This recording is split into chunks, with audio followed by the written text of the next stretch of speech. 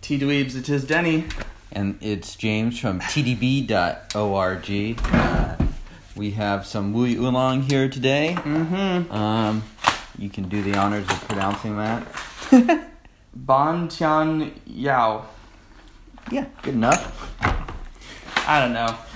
B-A-N space T-I-A-N space Y-A-O. And this one is from Wuyi Origin, and I think... Great aroma. Yeah, I love the aromas of these Wuyis, so definitely one of the major appeals. Get some chocolatey, roasty notes off of that.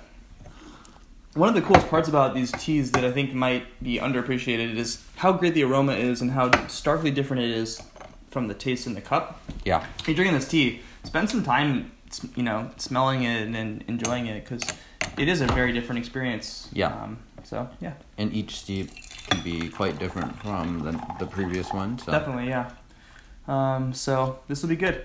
It's funny because today's actually kind of a nice clear sky day out here. Normally in the fall we end up getting some rougher weather. Thanks global warming. # thanks Obama. Thanks Obama. I don't know.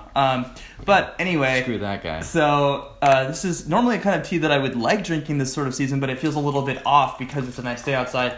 It's too nice of a day. It's too nice of a day for a Wuyi to be drinking.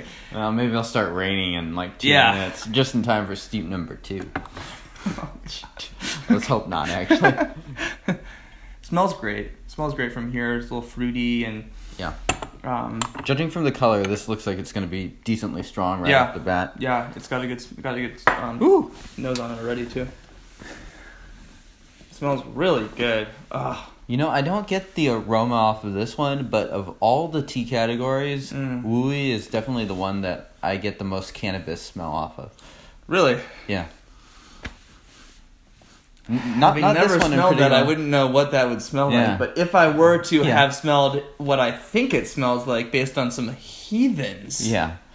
Whereas some of the raw pours, you can get some of those crushed up pills that you snort through your nostrils.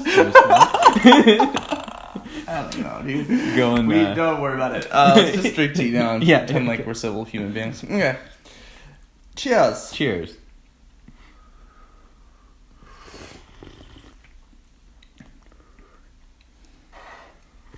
For steeping, so it's light. Kind of what we always say, but it's true.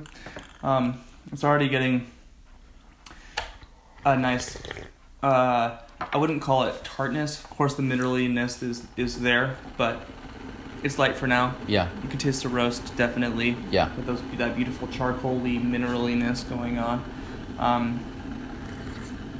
I like the roast on it smooth. It's not as, I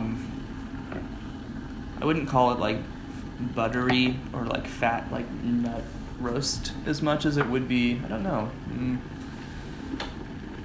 know how to describe it. For me, I'm getting more of a fruity nose, and I'm definitely getting more of that minerally roast in the actual taste of the tea. Definitely, yeah. So I'll be curious to see if that more of those brighter, fruity, juicier notes show up in let's hope. Some of these ones. Yeah, maybe a little bit of that fruitiness lingering. Really tasty. I don't get the cannabis smell that much.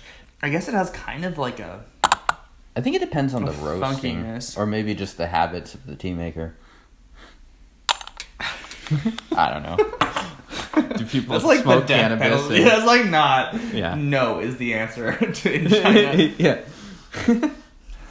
I don't know. Some of these monks working off the private stash in the gorgeous Fujian Wuyi Mountains. We're going to break into our Chinese audience like... Oh, it's okay. I don't think we have much of one. Again, the aroma on this is just phenomenal. It's really wonderful to smell. And a big part of the experience of drinking this tea, one that should not be underappreciated. So I think this is actually passing. So mom test wise, the aroma is a stronger mom test passer than the flavor of the tea.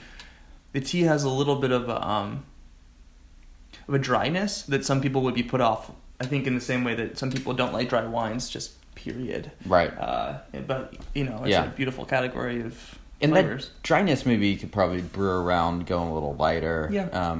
Get more sweet, maybe a little. Not on TeaDB though. Yeah. We're going hard. Yeah. We're going in hard in the paint. There's a reason we're not called a weak ass TeaDB. Yeah. Cheers.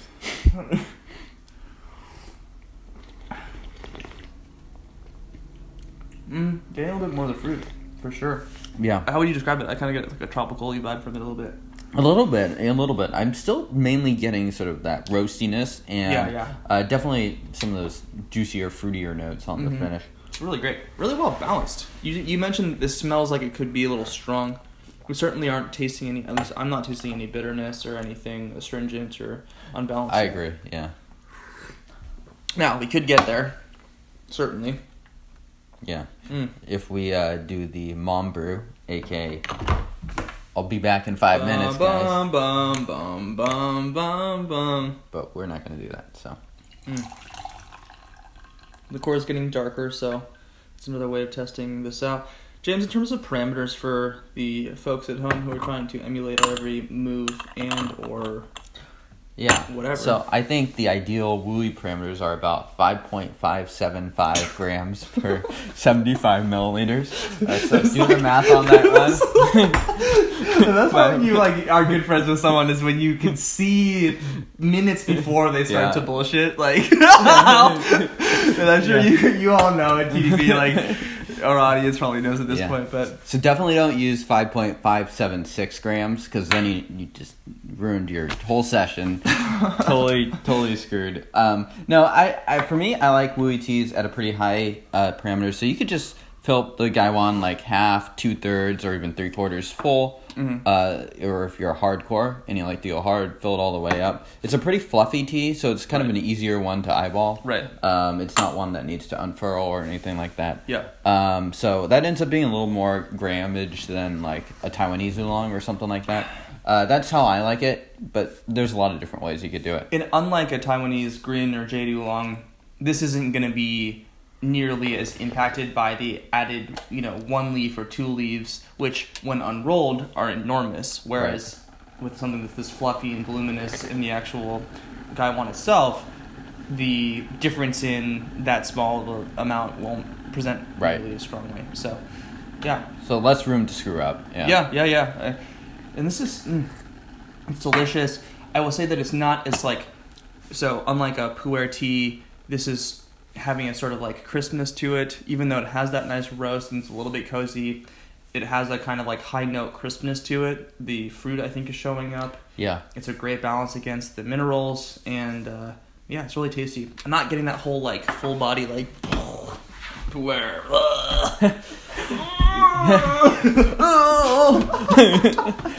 Oh man, are we filming the scene in Jaws where we get eaten by a shark? Is that what pu'er is?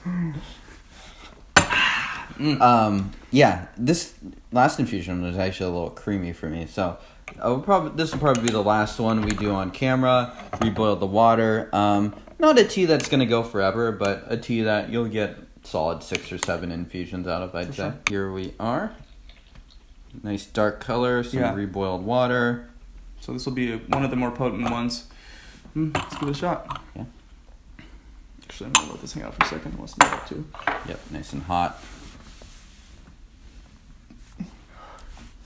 These have that sort of phoenix aroma sometimes. But unlike a phoenix, they show up so differently in the cup. Those phoenix teas are they're 100 and they smell so strong, and then they're 150% as strong as the smell. So they're even stronger. I mean, for me, I don't know. Maybe I just haven't been having those ultra primo phoenixes. TeaDB.org@gmail.com for more. But they're interesting in their similarities and differences for sure. Right. I mean, from just a purely aesthetic point of view, they are the most similar to one another. It's they're both sort of twisted, long-leafed, but they're very different tea categories. In fact, you'd probably brew them pretty differently from one another if you wanted to do it well. I would use a lot less tea for the Phoenix. Oh, for sure. Yeah. I feel like Phoenix, you'd probably even use less than pu'er too. So. Yeah, they could be potent. Yeah. Alrighty, let's do it. Cheers. Cheers, all.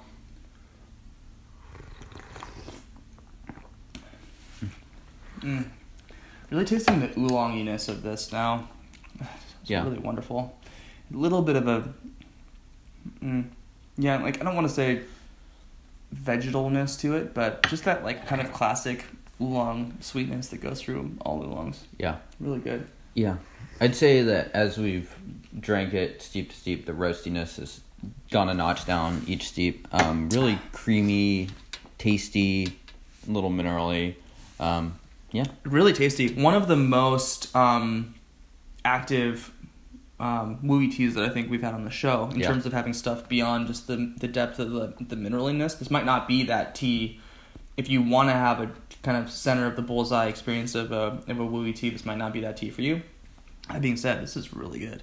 Yeah, so, I like it too. Yeah, I think this is a very solid Wuyi oolong, and I think it showcases a lot of what's great about Wuyi teas. Yeah. So, grab some of this stuff. Wuyi Origin. Wuyi Origin specifically, they kind of always are doing a good job with their. Believe it or not, they're Wuyi specialists.